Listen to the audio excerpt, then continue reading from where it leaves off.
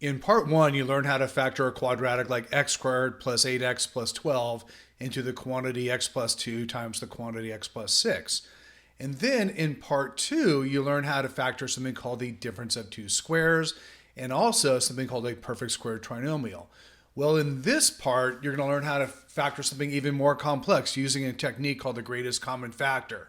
Let's get it on!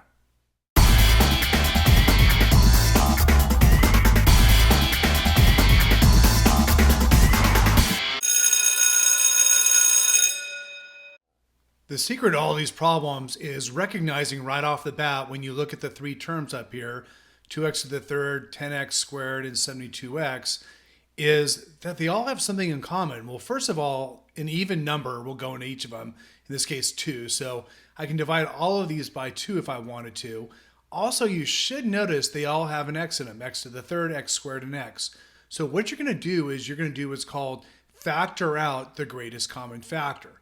So the biggest thing that'll go into all of them is a 2x. So what you're going to do is you're going to ask yourself, well, 2x times what is 2x to the third? Well, that would be x squared. Then you'll say, well, 2x times what is negative 10x squared? So that'll be a negative 5x. And then finally, 2x times what is 72x? Well, 72 divided by 2 is 36. So we're going to wind up with a minus 36. And then what we're going to do is we're only going to focus on what's inside the parentheses. And at the end, we'll use this 2x and put it back into our answer. So now we're going to use the box and the diamond problem on x squared minus 5x minus 36. So let's go ahead and do that. So I'm going to put x squared, negative 36 in these two spots. I multiply them together. When I do that, I get negative 36, x squared. I drop down the negative 5x into the bottom. Then we're going to be asking ourselves, what multiplies to be negative 36x squared and what adds up? So if I start coming up with a list of things that multiply to be 36, it would be 1 and 36. It would be 2 and 18, 3 and 12. Also 4 and 9 will work, and also 6 and 6.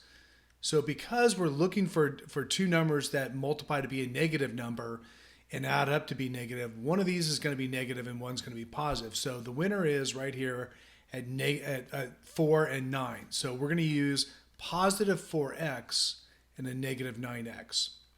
And it's negative 9x because when we add these two together, we need negative 5. So we put them back over here. We get negative 9x, positive 4x. And at that point, it's just a matter of completing out this box. So let's go ahead and do that. So x squared and negative 9x have an x in common. So I put an x here. X times x is x squared. If I have an x here and I need to multiply to be this, I must have a negative 9 here because negative 9 times x is negative 9x. And finally, this must be a plus 4.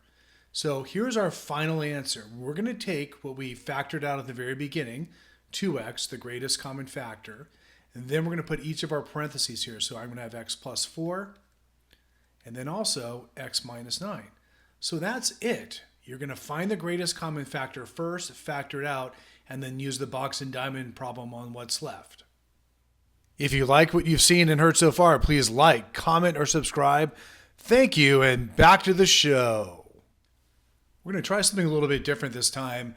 What I have is two problems up here that I'd like you to try on your own. So go ahead, pause the video, try these two problems, and then in a moment, I'll show you the solutions and how to actually go about completely factoring them.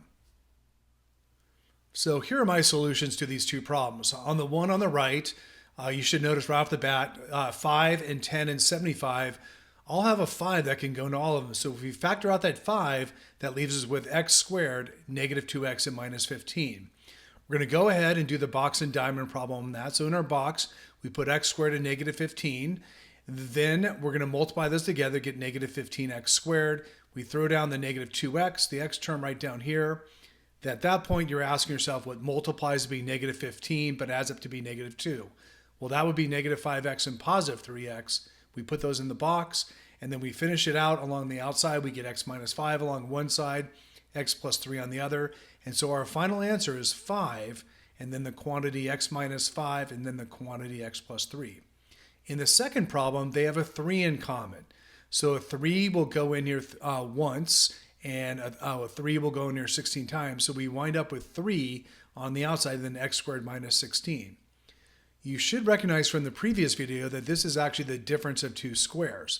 X squared is x squared, while 16 is 4 squared, and that's a minus. So we don't need a box and a diamond problem. We just know from the difference of two squares shortcut that we're going to wind up with x minus 4 and x plus 4, and then we just put the 3 out in front. So that's how you factor using the greatest common factor. Hope you got a lot out of these 3 videos about factoring, and see you soon.